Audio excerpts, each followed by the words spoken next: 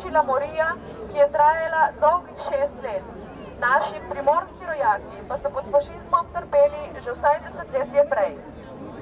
Želja po svobodi, po dokončni osvoboditvi delavcev in kmetov in dolgoletno trpljenje pod fašističnim in nacističnim škornjem je v dolgih letih vojne združila ljudi in maja 1945 se nihče ni niti predstavljal, da bomo danes na naših tleh, na tleh svobodne Slovenije, ponovno doživljali vzpon fašizma.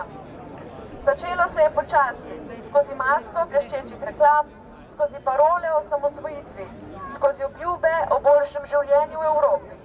Dobili pa smo kredite, polne trgovine blaga, ki ga v resnici nihče ne potrebuje, ki si ga v resnici nihče več ne more privoščiti. Dobili smo državo, ki nas spreminja v davčne številke, v brezosebne človeške vire in sredstva.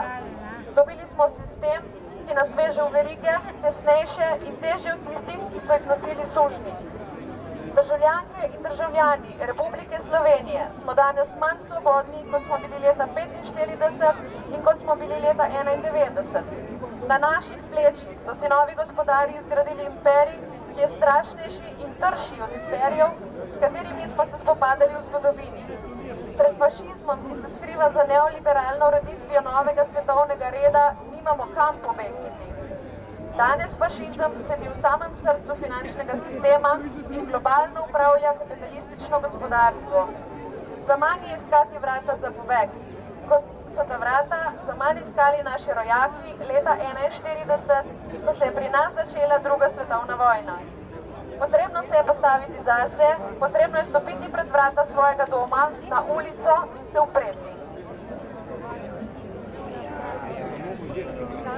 Danes je morda upor videti enako težak kot septembra leta 1927, ko so se prvi tigrovci zbrali na Nanosu in se zavezali k uporu proti fašizmu. Danes je upor videti enako težak kot aprila leta 1941, ko so se antifašisti zbrali v Ljubljani in ustanovili osvobodilno fronto.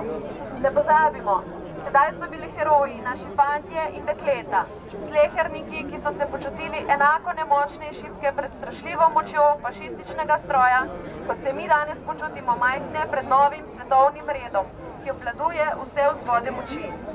Edino, česar v resnici tedaj in danes ne obvladuje niti fašizem, niti neoliberalizem, smo mi sami. Naša zavest, naša volja, naš pogum.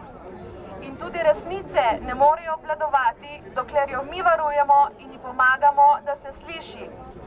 Tedaj so si naši predniki svobodo izborili v vojni, s puškami. Morda bo nam uspelo, da se jo priborimo brez vojne, kajti na naši strani je orožje, ki je 1000-krat močnejše od pušk.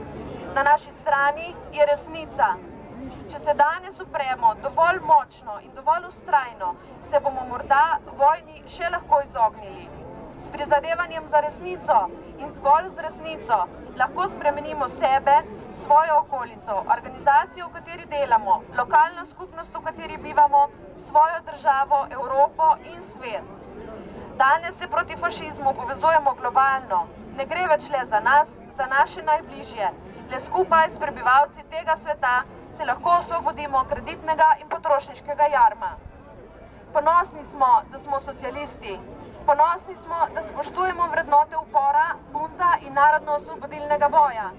Ponosni smo, da ljubimo svojo domovino. Ponosni smo, da sanjamo boljši svet.